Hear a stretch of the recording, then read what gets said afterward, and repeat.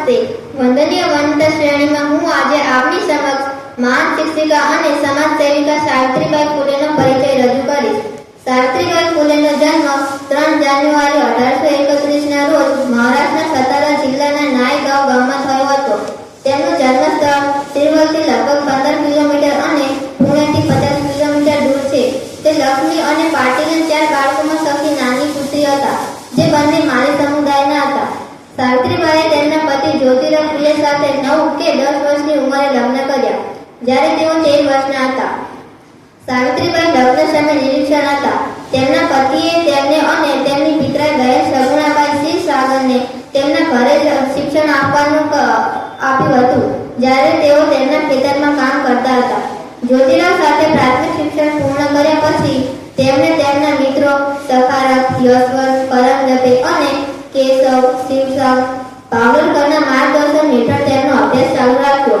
1846-47માં તેમણે એક અંગ્રેજી શાળામાં 3જા અને 4થા વર્ષની પરીક્ષાઓ પાસ કરી અને તે જ વર્ષે તેમણે સગુણાબાઈને મહારવાડામાં હાસ્યમાં ધકેલાઈ ગયેલા સમુદાયો માટે એક શાળામાં સ્થાપવામાં મદદ કરી. તેમણે 2 શિક્ષકોના તાલીમ કાર્યક્રમોમાં પ્રવેશ મેળવ્યો. પહેલો કાર્યક્રમ અહમદનગરના એક અમેરિકન મિશનરી સિન્થિયા ફરાર દ્વારા સંચાલિત સંસ્થામાં હતો અને બીજો અભ્યાસક્રમ પુણેની એક નોર્મલ સ્કૂલમાં હતો.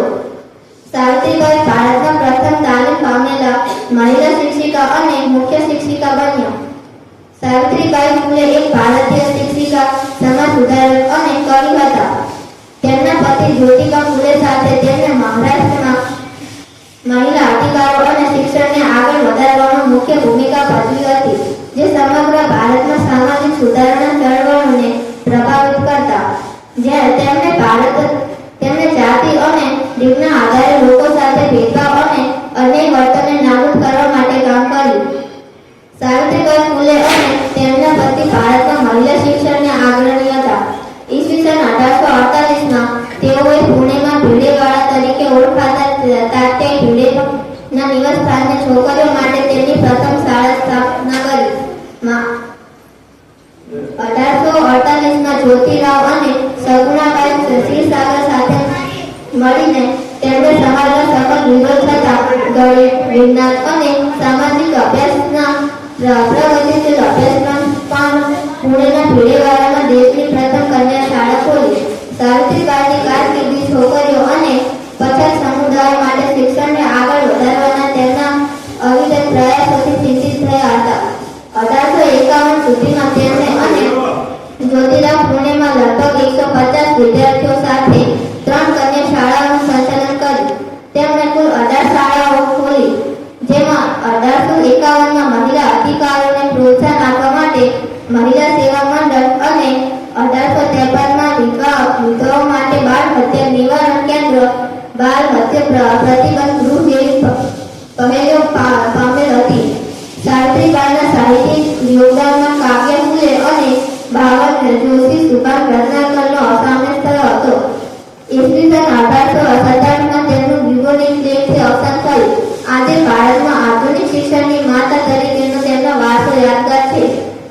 સ્મારકો, સંસ્થાકીય નામો અને સાંસ્કૃતિક રજૂતાઓ દ્વારા યાદ કરવામાં આવે છે. 1897માં નાના સોપારાની આસપાસના વિસ્તારમાં જ્યારે બિબોનિક પ્લેગનો રોગચાળો ફેલાયો, ત્યારે સાવિત્રીબાઈ અને તેમના દત્તક પુત્ર યશવંત પુણેના દક્ષિણ સીમાડા પર તે મુક્ત વિસ્તારમાં અસરગ્રસ્ત લોકોની સારવાર માટે એક ક્લિનિક ખોલ્યું. આ ક્લિનિક પુણેના દક્ષિણ સીમાડા પર સ્થાપિત કરવામાં આવ્યું હતું. પાંડુરંગ બાબાજી ગાયકવાડના પુત્રને બચાવવાનો પ્રયાસ કરતા સાવિત્રીબાઈનું વીરતાપૂર્વક મૃત્યુ થયું.